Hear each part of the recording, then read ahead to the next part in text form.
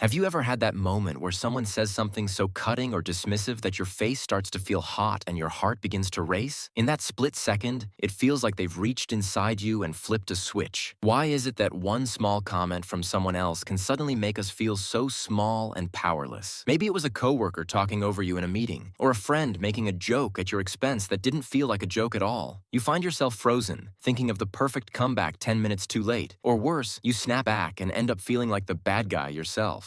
One might notice how exhausting it is to let someone else have the remote control to your emotions. To understand this, think of your self-respect like a fence around your house. When someone is disrespectful, they aren't just being rude, they are stepping over that fence into your private space. Your brain sees this as a threat to your safety, just like an alarm going off. The reason it hurts so much is that our brains are still wired to worry about our rank in the group. If someone treats us poorly and we don't stop it, our inner alarm thinks we are losing our protection, which makes us feel unsafe and reactive. Step 1. The 6-second pause. When the heat hits your face, your brain is trying to force you into a fight. Instead, try to hit a mental pause button for just 6 seconds. This gives your thinking brain time to catch up with your feeling brain. One might find that in those 6 seconds, the urge to scream or shrink away starts to fade, leaving room for a calm choice. Step 2. State the observation. Instead of attacking their character, simply describe what is happening as if you were a scientist watching a bug. You might say, "When you talk over me, I can't finish my point." Or, "That comment felt like a dig. Was that what you intended?" By stating the facts, you pull the conversation out of the mud and force them to look at their own behavior without you becoming the aggressor. Step 3. Check your internal fence. Remind yourself that their behavior is a them problem, not a you problem.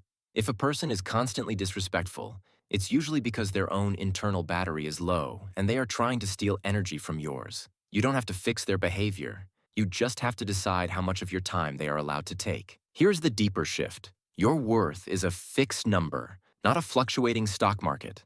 Someone else can yell, dismiss you, or ignore you, but they cannot actually change who you are unless you agree with them. You aren't defending your honor. You are simply maintaining your peace. When you realize that their disrespect is just a loud noise and not a truth, they lose their power over you completely. We built this channel to be a library of these life cheat codes, so you never have to feel like you're figuring it out alone. If these analytical views on daily problems help you feel a bit more grounded, join our community by subscribing so we can keep powering up together. Before you head back out there, let's talk in the comments. How do you usually react when someone is rude? Do you tend to freeze up, or do you find yourself snapping back? Let's share our stories so we can learn how to hold our peace together.